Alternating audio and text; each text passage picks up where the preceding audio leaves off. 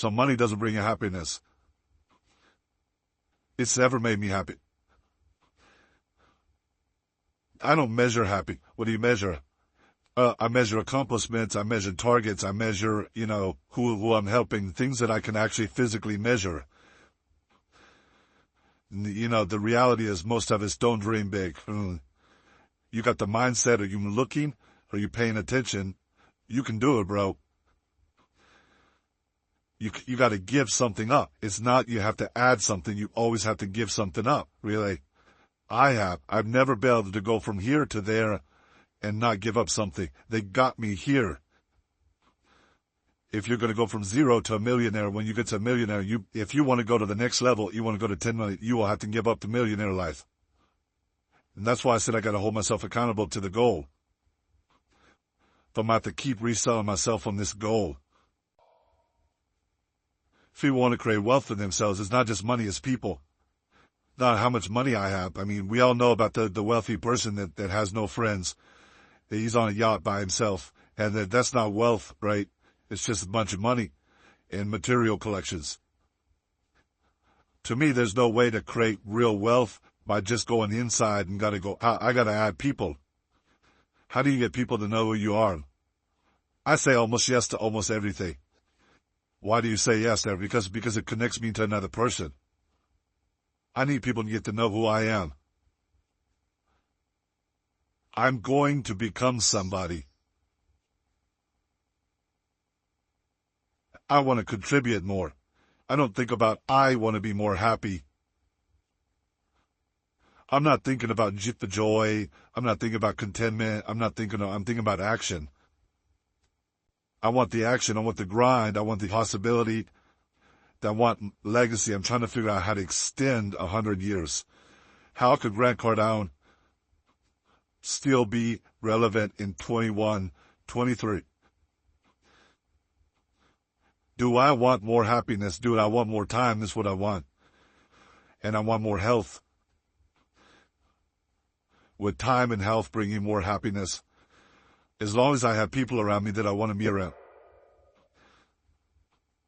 I don't like being around people that don't do stuff. I don't like people that talk about doing something and don't. I don't like being around people that can't pay bills and can't throw in and can't contribute, because I know they can. Most of the people watching right now, everything you have budgeted for in your life, you can pay for. It's the things you didn't budget for, the big drain. But everything else you have covered, everything people pay attention to. House note, car note, electric bill, water bill, basics, everything gets covered. What if you just added a whole bunch of other stuff to the list? What if we were all brought up to say, hey, we're going to cover all this stuff? People will be even more productive. We'll just say the top 3 ways, the best ways to multiply money then. Get rid of it. You got to get rid of it. First, you got to make it. I got to collect it. I got to collect some. Then I got to figure out, okay, this pays for this basic living. Everything above that, don't spend any more money. Like the rest of it, if this is $4,000 and I make 7, the entire 3 has got to go into investments every month, every single month. At some point, you got to quit being a saver. Got to start being an investor. This is what we should have been taught in school, man. This is what we should have been taught as kids. Like, how do I do money? You do it with time. Okay, you don't do it with the job.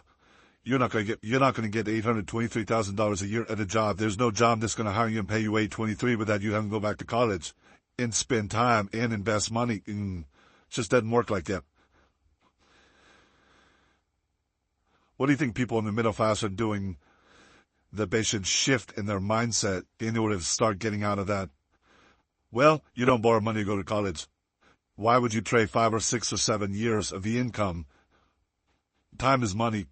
So I wouldn't go to college. I would never buy a home. I would never put debt on a home. If I bought a home, I wouldn't put debt on it. And these are nevers for me on the come up. On the come up, yeah. On the come up. Once you have in cash, once you're wealthy and you want to go buy homes and you would buy yachts and stuff, we'll do whatever you want to do. But on the come up, you would never spend your income. You would never spend primary income on improving the quality of your life. You would only invest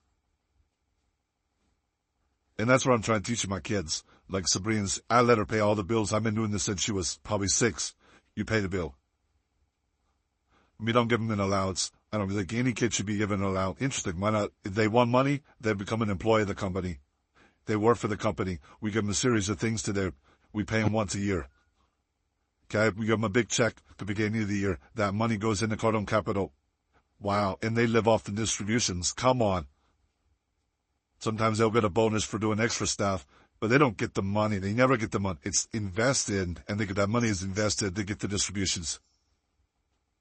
They will create wealth over the next 10 years, but it'll be their own wealth. It's not some mind game. If you could only teach your kids 3 lessons about money, yeah, what would those lessons be? People. Number 1, meet people. No one's a stranger. The money's a people game. 2, once you get it, don't lose it. And number 3, invest in things where you can never lose your capital. Now, the person watching this, she's a waitress and she's got 2 kids at home. She's like, I'm never going to make $800. on it. It's because you already gave up on the idea. It's like you never said that's the target. And you keep thinking you got to wait tables. And you quit already. How many people are in debt in America? 40% of people that make $1 million a year still are living paycheck to paycheck. See, 40%. But that's not because of inflation. That's because they spent money they shouldn't have spent. They thought they were entitled to because they're millionaires. They live above their means. They live above their investments, not their means. How can we shift the relationship to money that we have so we can have a better experience emotionally and spiritually about money? Anything you're hiding, you're going to have problems. The secret keeps you sick. First thing I look at every day is my money. I have a great relationship with my money. I'm not just going to think about it. I'm going to be somebody today. I'm going to grow into who I should be. What I've done already is impossible. From where you came from, I know this is where I came from. I should be dead. I should have been dead at 25 years old. Or in jail. Messed up forever. Instead I became this guy. I'm grateful, and I don't know that I had any breaks. I know when people say, oh, you had luck, I'm like, you grinded, right? I've been grinding. And I'm proud of the grind. But I wanted to turn into something more than money. I'm going to feel good about a lot of places I go to and a lot of people I meet. Because I made more contributions than I didn't. I gave more than I took.